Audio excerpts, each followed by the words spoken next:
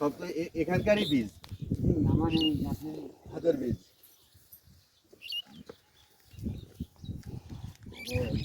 আসেন না।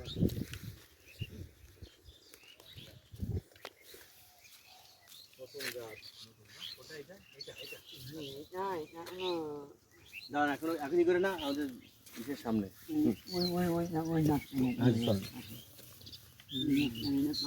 এইগুলো মানে হাটে বিক্রি করে ওই ফলের মতো। আচ্ছা, এগুলো একটু ধরা। দেখি কুতুব সামনে দেখি, একটু হাত দে, কুতুব হাত দে। গো গো গো গো, ঠিক আছে, যা যা। সমস্যা নেই, আমরা আলাদা করে ধরে নেই। না, আমি এখানে এই গল্পটা একটু বলার চেষ্টা করি। মানে আগে আপনার খাইনি আলাদা নয়তো আমার। আচ্ছা, আগে গল্পটা হয়, তারপর খাবে। তুই এটা এই পাশে দাঁড়া, এই যে এই পাশে।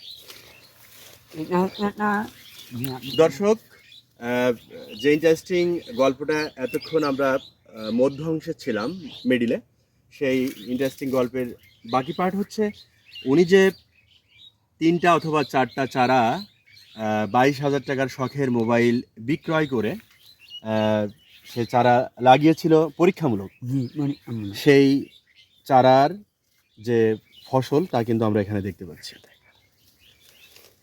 এই দেখুন,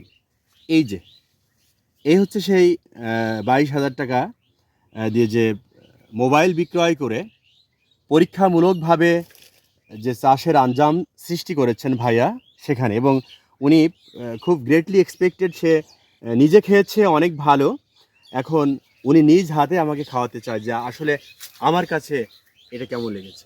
দর্শক, আপনাদের সামনেই কিন্তু এই গল্পের যে পরিণতি সেটা ঘটবে, আপনারা আমার সাথেই থাকুন। উনি নিজ হাতে এটা আপনার হাতে তুলে দেওয়ার আগে আমি কিছু বলি ভাই। অবশ্যই অবশ্যই আমার মনে হয় প্রত্যেকেই আঙুর খায় না এমন লোক নেই, কিন্তু আঙুর খাওয়ার পরে জি জি, যে আঙুরের ভিতরে আলাদা একটা ঘ্রাণ আছে, আল্লাহু আকবার। এটা মনে হয় আজকে প্রথম আপনি জানবেন। বিসমিল্লাহির রহমানির রহিম। আল্লাহু আকবার।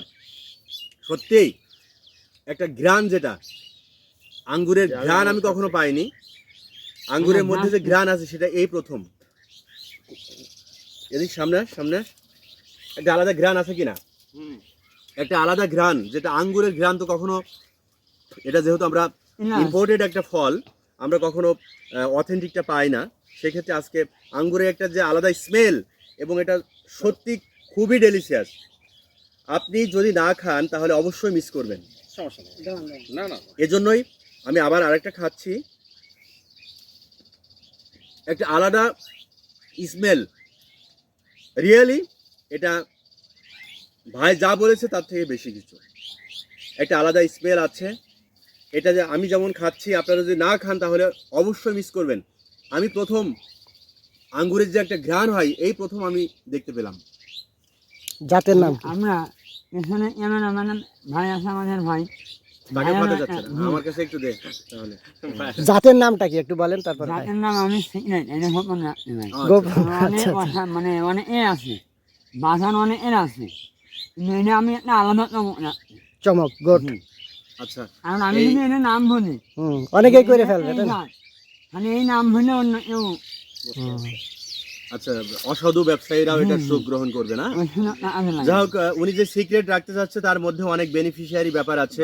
তো আলহামদুলিল্লাহ, এবার আমাদের ক্যামেরাম্যান জহির কে ভাই খাওয়িয়ে দিবে। আমি একটু আপনাদের সাথে এই বিষয়টা শেয়ার করছি, আমি ক্যামেরাটা নিচ্ছি।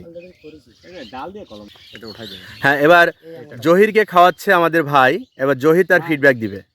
আঙুরের ভিতরে ঘ্রাণ না হয়, খালি সরাসরি মিডিয়ায় ফেলে দেন, ঘ্রাণ নেই। তলে গাছগুলো পড়ে না।